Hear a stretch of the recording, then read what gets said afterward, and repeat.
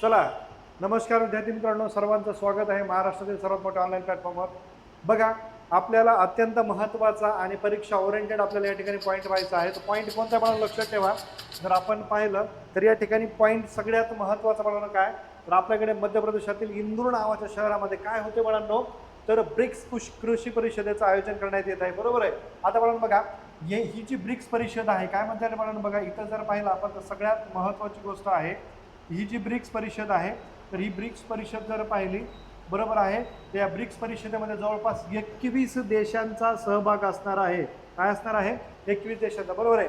आणि ब्रिक्स कृषी परिषद ही भारतामध्ये पहिल्यांदाच होत आहे आणि म्हणून बाळांनो हे परीक्षेला येण्याची दाट शक्यता आहे. बघा आता इथं जर पाहिलं आपण तर बाळांनो काय म्हणतात, ब्रिक्सचे अध्यक्ष इथं जर पाहिलं ब्रिक्स अध्यक्षतेखाली बाळांनो जर पाहिलं तर सगळ्यात महत्त्वाची गोष्ट आपल्या इंदूर शहरामध्ये होते. कुठं होत आहे? इंदूर नावाच्या शहरामध्ये. आणि हे जर पाहिलं बाळांनो तर मध्य प्रदेश नावाच्या राज्यामधलं आहे. बरोबर आहे.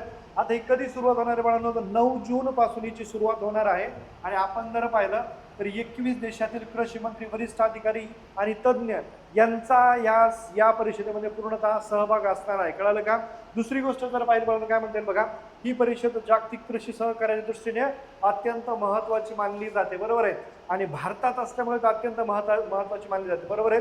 तुम्ही मला कमेंट्समध्ये सांगायचं आहे की भारताचे कृषी मंत्री कोण आहेत आणि महाराष्ट्राचे कृषी मंत्री कोण आहेत. कमेंट्समध्ये सांगायचं आहे. ज्याचं कमेंट्समध्ये उत्तर आहे ते 100% घ्यावेच लागणार आहे. बघा दुसरी गोष्ट जर पाहिली, प्रमुख ठळक मुद्दे काय बाळांनो, ती कुठं होणार आहे रे, तर इंदूरमध्ये होणार आहे. लक्षात ठेवायचं. कुठं होणार आहे? तर इंदूरमध्ये होणार आहे. लक्षात ठेवायचं आहे. आणि दुसरी गोष्ट जर पाहिली बाळांनो काय म्हणता येईल बघा, तर सहभागी देश किती असणार आहेत? जवळपास 21 देश याच्यामध्ये सहभागी असणार आहेत. आणि बाळांनो बघा, आयोजन कोण करत आहे बाळांनो, कृषी आणि शेतकरी कल्याण मंत्रालय, भारत सरकारने याचं आयोजन केलेलं आहे. लक्षात ठेवायचे. आता बघा याच्यामध्ये जर पाहिलं अध्यक्ष कोण असतात बाळांनो, तर भारत याचा अध्यक्ष असणार आहे. बरोबर आहे. भारत सरकार या परिषदेचं पूर्णपणे अध्यक्षता पद स्वीकारलेलं आहे. बरोबर आहे. आता दुसरी गोष्ट जर पाहिली बाळांनो बघा काय म्हणता येईल, चर्चेतील मुद्दे काय, अन्न सुरक्षा, हवामान लवचिकता आणि स्मार्ट शेती यावर तिथं चर्चा होणार आहे. त्याच्यानंतर बघा दुसरी गोष्ट काय आहे, तर शेतकरी कल्याण, शेतकऱ्यांसाठी अत्यंत ज्या अनुकूल गोष्टी आहेत, जसं कृषीसाठी बाळांनो पाणी महत्त्वाचं आहे, जसं खत महत्त्वाचं आहे, जसं बी बियाणं महत्त्वाचं आहे. कुठेही त्या ठिकाणी काय काय काय म्हणता येईल त्याला, तर ढासळ मिसळ झाली नाही पाहिजे. किंवा महत्त्वाची गोष्ट काय म्हणता येईल बाळांनो, त्याच्यामध्ये जर आपण पाहिलं त्या ठिकाणी तर भेसळ नाही झाली पाहिजे. कारण की आपण पाहतो की अशा असंख्य गोष्टी येतात की त्याच्यामध्ये शेतकऱ्यांना भेसळयुक्त भरपूर गोष्टी भेटतात. दुसरी गोष्ट बघा, या ठिकाणी डिजिटल कृषी, कृत्रिम बुद्धिमत्ता, AI अनुषंगाने काही करता येईल का शेतीच्या संदर्भात, हे सध्या त्या ठिकाणी चर्चेचा मुद्दा ठरणार आहे. नंतर शाश्वत कृषी विकास आणि नैसर्गिक व्यवस्थापन आणि त्या ठिकाणी बैठक व्यवस्थापनाचे आयोजन करण्यात आलेलं आहे. आणि ही बाळांनो आपल्या शेतकऱ्यांसाठी फार महत्त्वाची आणि काय म्हणतात त्या ठिकाणी तर योगदानाची गोष्ट असणार आहे. त्याच्यामध्ये बघा परिषदेचं महत्त्व काय, तर जागतिक कृषी सहकार्यांना मजबूत करणं आहे. बरोबर आहे.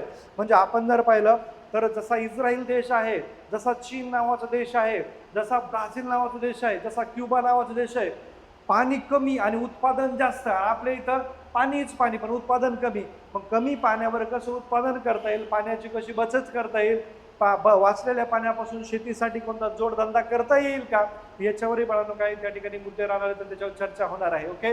दुसरी गोष्ट बघा बाळांनो, अन्न सुरक्षा, हवामान बदलासंदर्भात सामूहिक उपाय योजना केल्या जाणार आहेत. कळालं का? अन्न सुरक्षेसाठी म्हणजे आपल्याकडे पीक भरपूर येतं पण आपल्याकडे त्याला स्टोअर करायला जास्त त्या ठिकाणी काय येतं, गोदाम नाहीत. पण त्याच्यावर काही त्या ठिकाणी सहकार्य देश करतील का, किंवा काही नवीन गोष्टी भेटतील का, याचा या ठिकाणी बाळांनो काळजी घेतली जाणार आहे, चर्चा करण्यात केली जाणार आहे. नंतर बघा कृषी क्षेत्रात नवकल्पना, संशोधन आणि तंत्रज्ञानाचा देवाणघेवाण वाढवणार आहेत. बरोबर. नवकल्पना, नवीन शेती करता येईल का.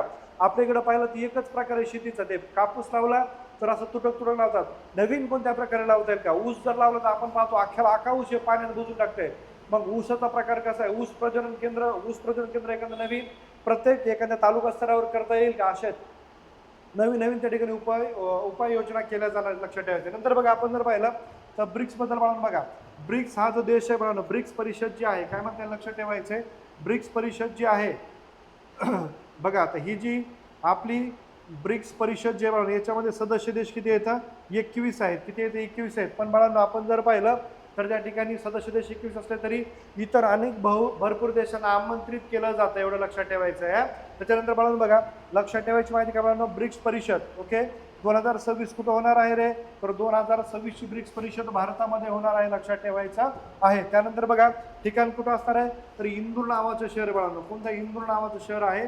इंदापूर नाही हा, इंदापूर पुण्यामध्ये आहे, इंदूर मध्य प्रदेशमध्ये आहे, लक्षात ठेवा. त्यानंतर पण बघा कालावधी असणार आहे 9 ते 13 जून. किती वेळा? 9 ते 13 जून पर्यंत कालावधी असणार आहे, लक्षात ठेवायचं आहे. आणि सहभागी देश 21, अध्यक्षता भारत, म्हणजे भारताकडे काय बघा या ठिकाणी तर यजमानपद देण्यात आलेलं आहे.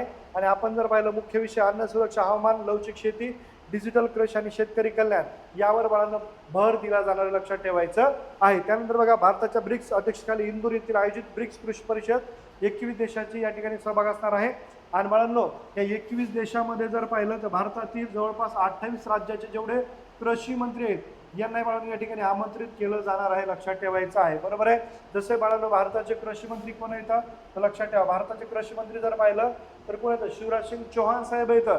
महाराष्ट्राचे हरिभाऊ नाही सॉरी काय दत्तात्रय भरणे, तेवढं लक्षात ठेवायचं. कळालं का? हे सगळं आपल्या परीक्षा दृष्टिकोनातून अत्यंत महत्त्वाचं आहे. हे परीक्षेला 100% येणार आहे, म्हणून याला डबल व्हिडिओ पाहायचा आहे आणि त्या ठिकाणी म्हणून याला लाईक करायचं आहे. ओके चालेल. जय हिंद.